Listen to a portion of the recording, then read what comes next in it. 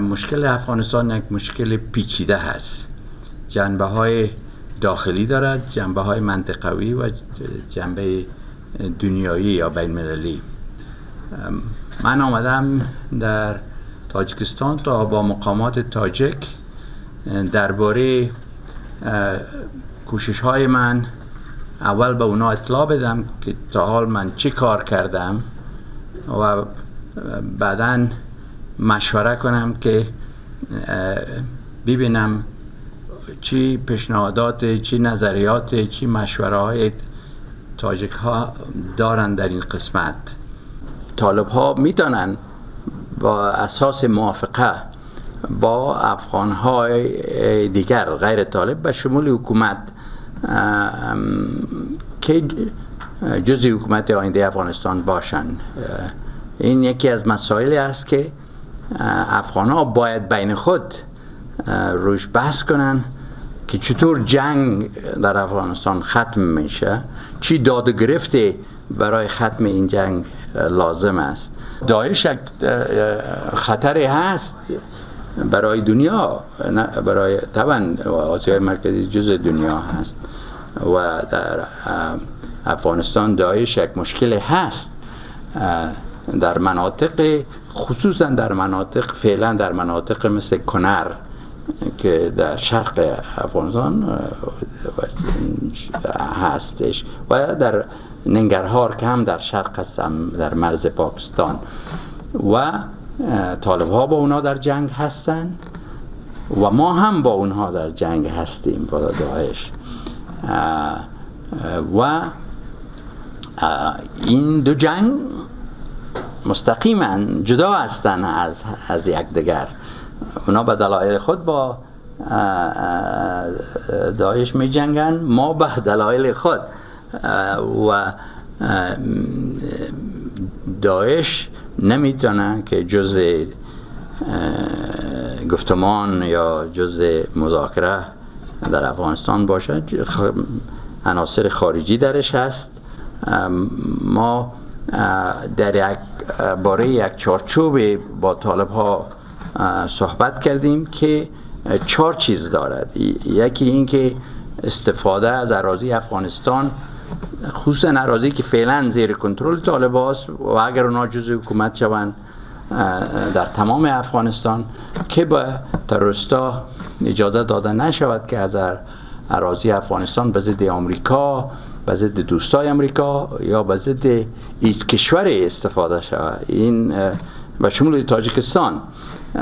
مسئله دوم این است که آینده قوای خارجی، قوای بین المللی به شمول قوای آمریکا، ناتو، دوستای ما چی خواهد بود در افغانستان.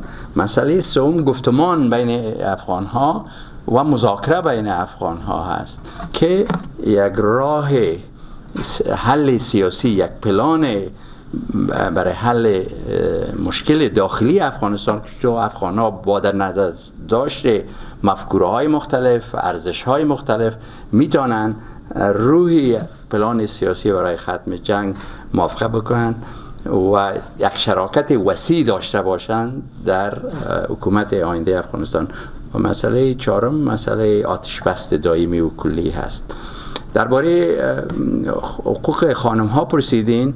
ما طرفدار حقوق خانم ها هستیم. یکی از ارزش های آمریکا هست، یکی از ارزش های جهان هست که کشورهای موفق کشورهای هستند که خانم ها حق مساوی در مقابل قانون با مردها داشته باشند و ما وعده دادیم که کمک خواهیم کرد که خانم‌ها هم در میز گفتمان و در میز مذاکره باید سهیم باشند.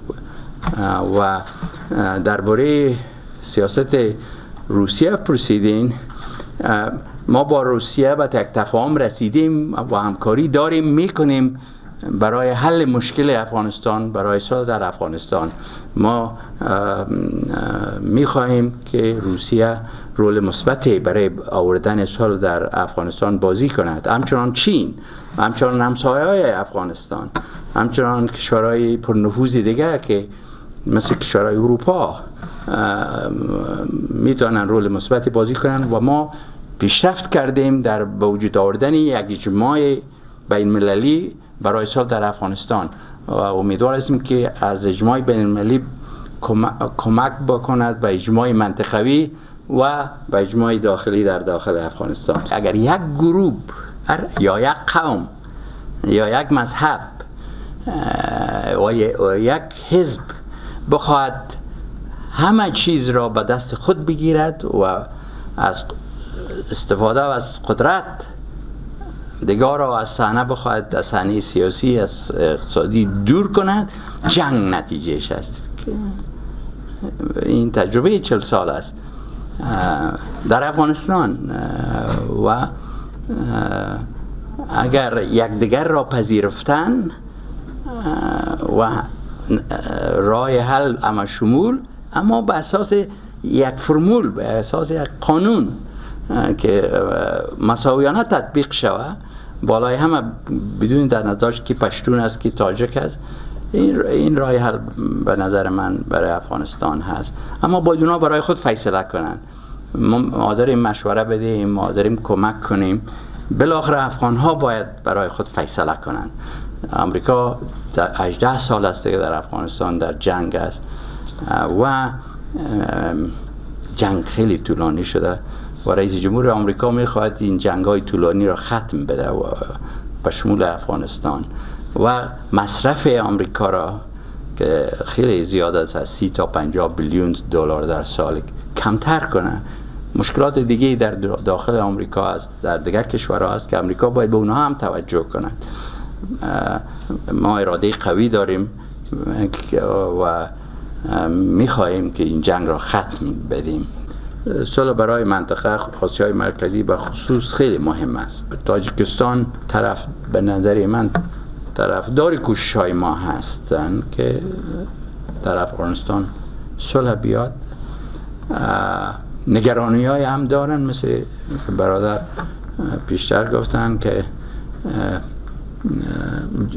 نگرانی‌ها بجاست، اما برای اون نگرانی‌ها جواب‌های هم هست، راه‌هایی هم هست که اداره کرد. آمادگی بین ما و تاجیکستان و دیگه همسایه و کشورهای بزرگ دیگه برای مقابله با تروریستای دیگه اگر طالب از جنگ بیرون بیاد همکاری کنند. همکاری بین المللی مهم خواهد بود هنوز هم و در اون قسمت هم تاجیکستان رول داره. ما در نظر داریم که کشور روسیه، چین و ما به یک تفاهم رسیدیم، یک چارچوبی که اعلان هم شد بعد از مجلس در مسکو. حالا ما در بیژینگ امیدوار هستیم در آینده نزدیک مجلس داشته باشیم و بالاخره میخوایم دیگه کشورهای منطقه و حتی کشورهای دیگه از دنیا هم شامل این تفاهمی که بین ما و روسیه و چین آمده شامل شوند و یک اجماع بین المللی ساخته شود و رول تاجیکستان و رول آسیای مرکزی در چنین اجماع حیاتی است.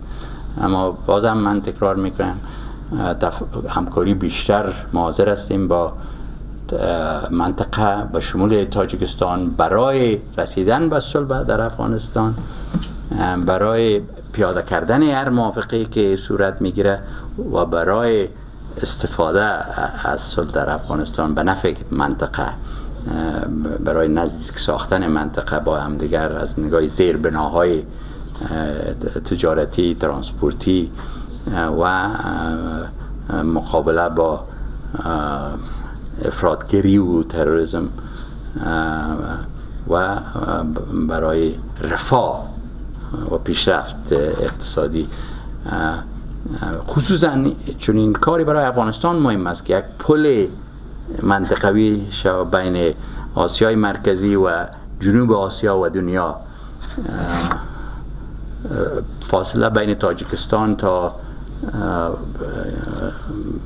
بندرهای مثلا در پاکستان بسیار کوتاه‌تر است از این که از راه‌های دیگه. ما نمیگیم که از راه‌های دیگه استفاده نشه، نه، هر کشور آزاد است، هر تاجر آزاد است از کدام راه از نگاه اقتصادی براش بهتر است.